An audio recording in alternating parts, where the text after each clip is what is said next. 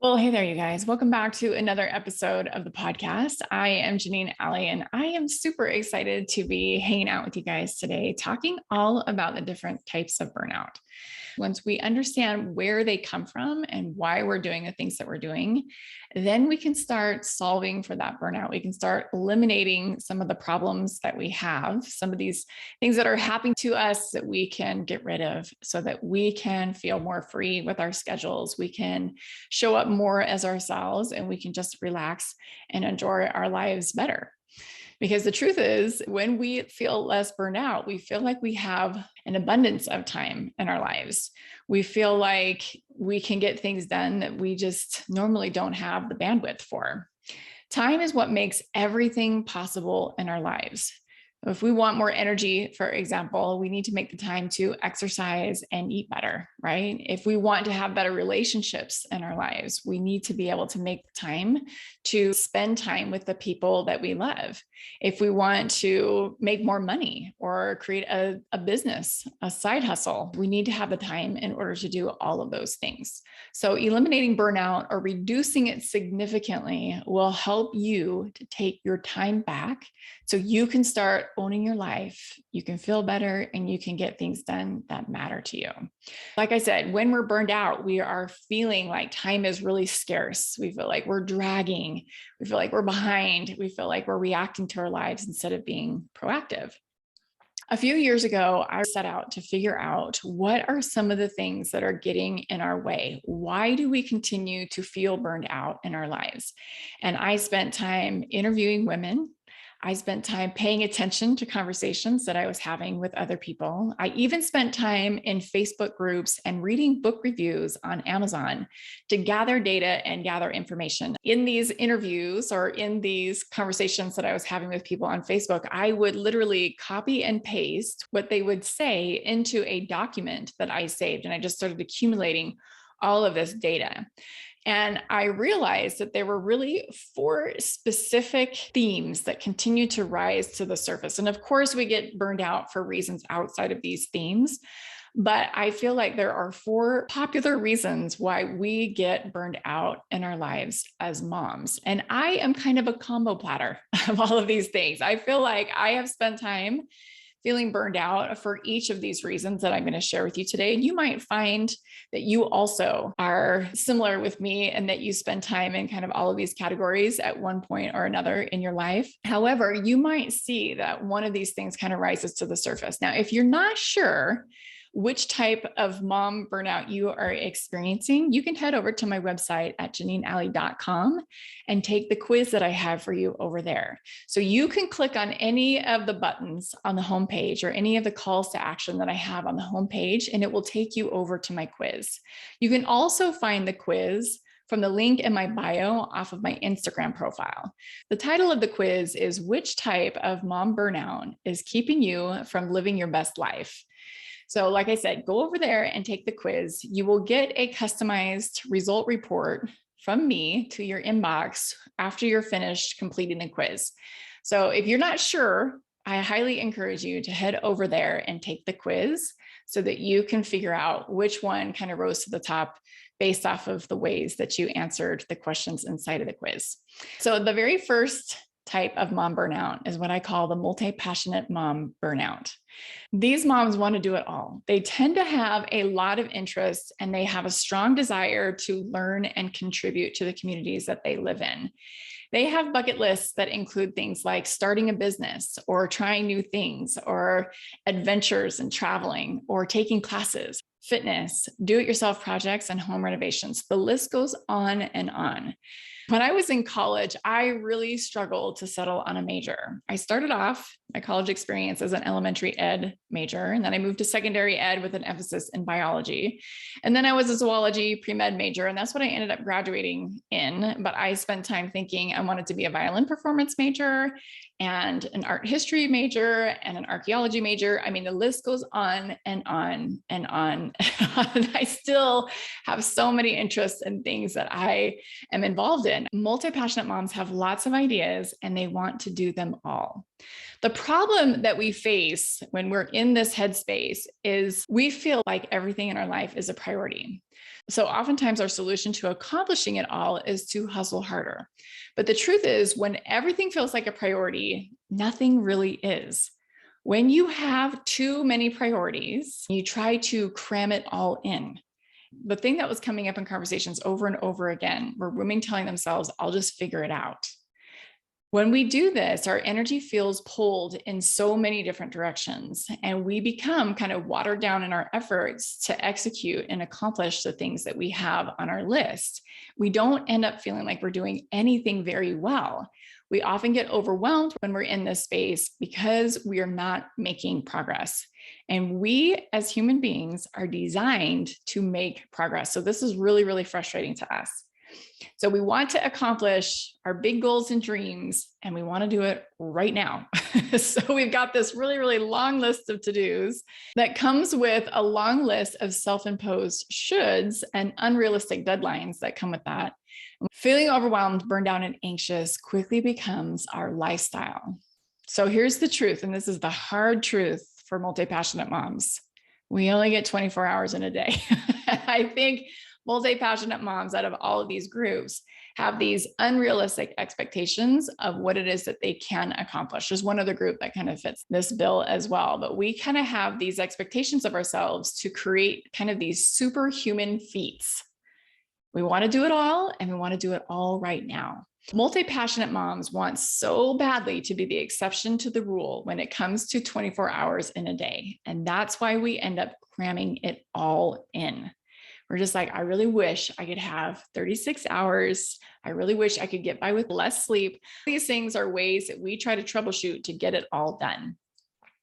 So my solution to multi-passionate moms, if you feel like you are a multi-passionate mom, my solution to you is also something that multi-passionate moms do not like to hear. And that is, you have to learn how to rein it in. You have to learn how to exercise restraint in your life. You can do anything you want, but you can't do everything right now, at least not all at once. So we have to learn how to say no to ourselves. And what I have learned is that restraint is a gift. Although we don't usually see it this way, we feel like we're being restricted or deprived of things. Sometimes we even have FOMO, fear of missing out on something really, really fun. But we have to be able to tell ourselves and other people no. Being able to do this will help us to create time freedom. It will also help us to feel more empowered in our lives, get things done that really matter to us in the moment, not being spread out into 20 different priorities and having our hands in all these different pots. And will also help us to create better relationships, not only with other people, but with ourselves as well. Okay, so that is the first group of people. The second group is what I call generosity burnout. And I have to tell you that there's a little bit of tough love coming your way if you find yourself in generosity burnout often. This was me. It still is sometimes. But the thing is I can recognize when I'm doing this so much better than before, because before I was completely oblivious that I was even doing this at all. So when you're in generosity burnout, you really truly want to help other people. And we feel bad for turning other people down. We quickly become overwhelmed and overbooked because we say yes to everyone and everything. When we're in this space, we often minimize our own opinions and desires. We might even lie about what we want or need to be what other people want us to be. So this is people pleasing. We do this because we want other people to like us. We people please because we want to belong. And this is totally normal. Belonging is one of our innate desires as humans. But when we people please, we pretend to be something that we're not. It's all a facade. We say yes when we want to say no. And we do this because we think it's what other people want. And most of the time, this is kind of the kicker. We're just guessing at that. We don't really know. When we do this, we end up taking on extra work that we end up resenting and grumbling about. Or we spend so much of our time worrying about what other people think of us. Or we hustle harder searching for ways to be enough. Notice in both categories, with the multi-passionate mom and with generosity burnout moms, We're both hustling harder, but it's for different reasons. With multi-passionate moms, it's because of interests and desires, and it's driven from that space. When we hustle harder in generosity burnout, we are doing it because we don't feel enough. We feel guilty if we think we're not measuring up to other people's expectations of us, or we're not doing it right, whatever right is. And that is usually subjective, right? So what happens is when we people please, and we're in this space of generosity burnout, it ultimately robs us of our self-trust. We end up doubting ourselves, and we don't really know what it is that we want. We don't end up having a very good relationship with ourselves because we're constantly putting ourselves and what it is that we want and need and desire on the back burner. We are just focusing on what everybody else is telling us or what we think they want. When we people please, we're not being honest with ourselves or other people. It's lying and it's exhausting. And trust me, I know because I've done this over and over again throughout my life. So the solution to generosity burnout is learning how to develop self-trust. So this starts with getting crystal clear on what it is you want from your life. Not what you feel like you should be doing or what other people want, as far as their wants and needs being weightier than your own wants and needs. We need to stop feeling guilty about making our wants and needs a part of the mix, particularly within our own family units. So with that clarity, you're going to be able to make decisions from that place, not only of what it is that you want, but also from that place of having your own back about what goes on your calendar. And you'll be able to set necessary boundaries with yourself and others to say no. So I have to tell you, there is a learning curve with this, and it takes time and it takes practice and it takes consistent learning from your mistakes of when you slip back into that people-pleasing behavior. But I promise you, this is something that can resolve over time with the work that you do. Okay, the next category of burnout that was coming up over and over again is what I call heightened stress burnout. So when we are crazy busy, which is so easy for us to do as moms, and we're constantly on the go, we don't allow ourselves space to really rejuvenate and decompress completely. So our life starts to feel like we're on this high-speed treadmill all day and we're not able to get off. In fact, I had one woman say, I feel like I'm on a high-speed treadmill all day, and the only way for me to get off is to go splat into the wall behind the treadmill because I just keel over from exhaustion. When we are in this space, we hit the ground running. Even if it's not physically, we wake up and our brain starts in on the to-do list and we fall into bed exhausted at night. We often feel edgy and anxious and stressed.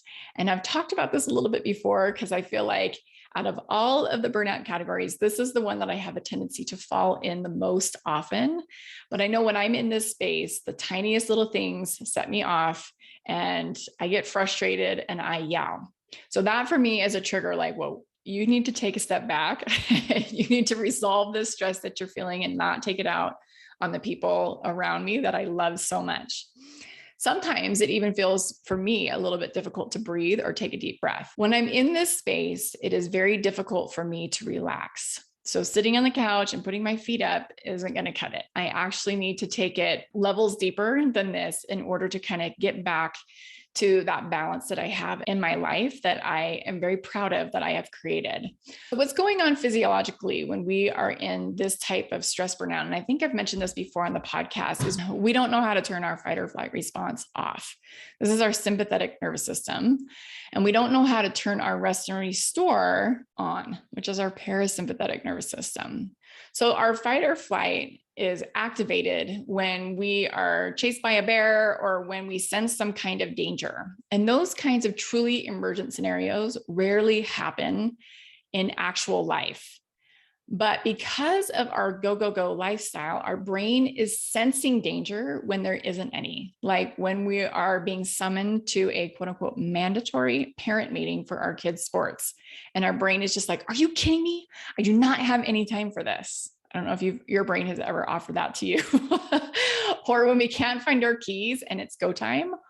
This is not necessarily danger, but we can tell we're in this space when, like I said, we're unable to relax and enjoy what is going on. So for example, if our partner initiates sex and we get annoyed, And we end up having sex out of a sense of obligation and feel resentful because we're thinking the whole time, this is just something that someone else wants from me. We know we're in this space of this heightened stress response, and we need to take care of this stress and the burnout that we're feeling. Because what happens is over time, little things start to pile up. Like just this last weekend, for example, I knew I needed to take it down a notch because I was getting overwhelmed that the vacuuming hadn't gotten done. Now, normally the vacuuming hasn't gotten done in my house. I'm like, hey, this is no big whoop. It really isn't a big whoop. We'll either figure it out. I'll have one of my kids do it, but it was just like one more thing. It's like the straw that breaks the camel's back. Okay. So when we're in this space, anxiety and overwhelm become our lifestyle, and we end up reacting to our lives. We feel like we're putting out fires all day long instead of spending time on things that matter to us and really relaxing and enjoying the life that we are trying so hard to create. I remember wondering how I could ever just sit down and enjoy the moment without feeling the need to accomplish anything or check off one more thing on my list.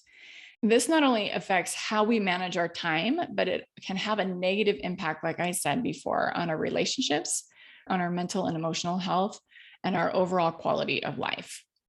The solution for this is we have to learn how to turn off that fight or flight response. We have to learn how to really relax and rejuvenate. I'm not talking about, like I said, putting your feet up for 2 seconds while your brain is still spinning with all the things that you have to do. That is not what I'm talking about. I'm talking about learning how to relax. And I know for myself, learning how to truly relax is a skill. I actually just taught a restorative yoga class last week. One of my students came up and she's just like, that was great, but I don't really feel like I can really relax all the way. I'm like, yeah, you're not alone. If you're brand new to learning how to relax, it takes time and it takes practice. So some of the things that have really helped me are restorative yoga and massage and being with my kids, laughing. All of those things are ways that help me to turn off my fight or flight response. Another thing that is super helpful also with this type of burnout is getting really clear on your priorities. This is one of the reasons why I come back to priorities so often, is because it helps us ground us.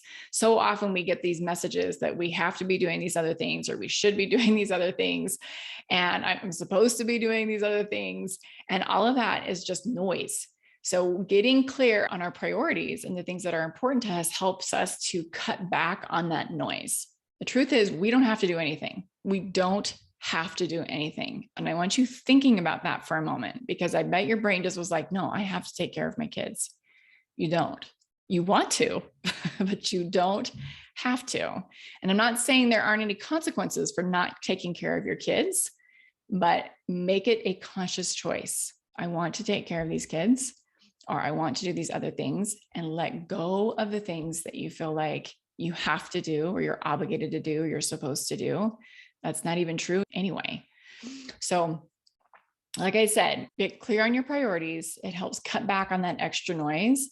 And then once you're clear on those things, everything else is a no. The last thing I'll say here is how important it is for you to protect your downtime. It is so easy when we're in heightened stress response to schedule over your downtime, to schedule over your relaxation time. And this is why I'm so crazy adamant that I don't go out on Friday nights. I know for myself that this is time I have to protect for my mental and emotional health. And so I stick to that and I hold myself to it. Okay, so the last category of burnout is what I call inconsistency burnout. And you may have heard me talk about the New Year's resolution effect. This all ties together in this last category of burnout. I want you to tell me if this sounds familiar to you. You might know what it is that you want. You might even make a plan and tell yourself, okay, today is the day. But by mid-afternoon or maybe even midweek, things start to unravel. Things start to kind of fall apart. And the same things make the list for the next day, or they make the list for the next week or the next year. For years, this was a problem that I had, where I could just literally Xerox copy my New Year's resolutions from one year to the next. After doing this for 5 years, I'm like, why am I even doing this? Nothing changes. Writing these goals down is not going to change a darn thing. And that was so frustrating for me. So I want to go through a few common mistakes that people who experience inconsistency burnout do. So the first mistake is what I call the dash it mistake. So they take on too much too soon. They know what they want, but they want to go from 0 to 60 in a day or in a week. So let's just say you're currently going to McDonald's twice a day, but you have this goal that you eat healthy and you eat plant-based and you eat salads by the end of the week. Or you are not currently doing any exercising at all, and then you want to head out the door for a 45-minute run, okay? Because that's what you used to do, right? So you probably see where this is going. Of course, you're going to burn out by doing this because it's too much too soon. So the second mistake that I see people do is they scrap it. So instead of dashing it, they scrap it. So what happens is they switch gears too fast when they're trying new things. When things get really hard with a new routine or a new habit they're trying to implement, they tell themselves, oh, I don't want to do this. I changed my mind. And they don't give themselves enough time to find their groove before they're off to the next thing. So let's just say they are on the ketogenic diet and then they want to go vegan. Or they are all into biking for a minute and then they want to try bodybuilding. We don't realize when we do this that the new plan has a whole new learning curve. So there's new recipes, there's shopping lists, there's pantry items for each diet, for example, or there's new workout, there's different muscle memory and form, there's a different rhythm and routine to a physical exercise program that you want to do. We don't give ourselves enough time to really slow down and figure things out and get used to things or troubleshoot before we're changing our minds and we're off to the next thing.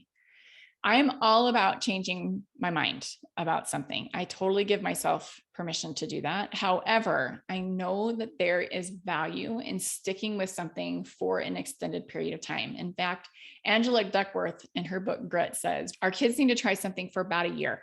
So I would say for us as adults, we need to give something a solid go for about 6 months before starting something else, because there's so much learning in the process. If you want to make an exception to that rule, feel free. You are an adult and you can make up your own mind about that. But I want to kind of give you that as a guideline. I think too often we start something for a month, maybe even 2 months, and then we switch too soon. Another way that we do this as far as inconsistency burnout is we want our goals to do the heavy lifting for us. So what I mean by that is we might even sign up for a half marathon, right? We might train for the race. We might even finish the race, but then we quickly fall back into activity for another 6 to 12 months after the race is done. I use running as an example because I see this all the time. People train for a marathon and it's an amazing experience for them. And then they don't do anything for 4 or 5 months. And then they do feel like they're starting all over again when they start back up on something.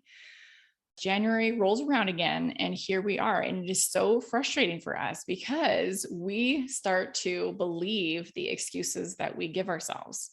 I want you to know there is pain in not following through. And part of that pain comes from drawing inaccurate conclusions about who we are and what we're capable of. We start telling ourselves things like, I feel like I'm a professional justifier. I literally had a woman tell me that. I'm thinking to myself, can you put that on a resume? I am a professional justifier. Or maybe I'm just not one of those people who can do this.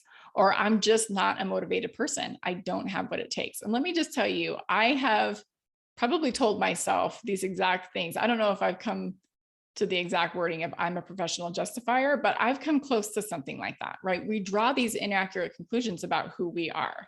When we don't want to do something, there is an immediate sense of relief when you let yourself off the hook and you tell yourself, okay, we can do this tomorrow, right? It feels good for a moment. But what happens is we get stuck in this loop of not following through. And this in and of itself is exhausting. We waste so much time and energy stuck in this place of starting and stopping. Not only that, but we don't have our own back. It is so painful because this kind of behavior, the stopping and starting, erodes our relationship with ourselves. So when you tell yourself you're going to do something, you know deep down you're not going to follow through. All right, you guys ready for the solution for this type of burnout? So if you feel like, okay, that's me, I totally do that. Here is the solution for you, my friend. All right. So the first thing is you have to decide what it is that you want. You have to decide what it is that you want. And if you don't want to do anything, tell yourself the truth and like your reasons why. So there's that one. The next thing, once you decide what it is that you want, you need to write down your plan and then you need to schedule it. So write down what it is that you're going to do and then put it into your calendar and hold your feet to the fire until you get it done. Okay. That's the third step, is doing it. And then the fourth step is tweaking it. So let's say you do it and it didn't go very well. Now, what are you going to do? How are you going to improve on that experience? I think sometimes we want it to be more complicated than that. It's not any more complicated than that. People who get stuff done follow this exact process. I promise you they do. I get stuff done. This is the way I do it. Other people get stuff done. I watch them. This is how they do it. We have conversations about it. This is simple, but it is not easy. And the reason why it's not easy is because all of the mind drama, all of the stories that we tell ourselves. So instead of taking on too much, just focus in on doing the next right step. It's just 1% improvement from what you're doing right now. Do it consistently over time and ask yourself what's working, what's not working, how can I do this better, and keep going with that. Okay, that's how you do it. All right, my friends, that is what I have for you today. If you are interested in taking this quiz to find out which type of mom burnout you are experiencing right now, head over to my website at janinealley.com and click on any of the buttons on that front page, and it will take you over to the quiz. Or you can click on the link that I have in the bio of my Instagram page, Janine Alley Coaching, and it will also give you a link to take the quiz, and you will get a customized report sent to your email inbox shortly. All right, my friends, that is it. I hope you have a beautiful week, and we will catch you guys next time. See you then. Take care. Bye.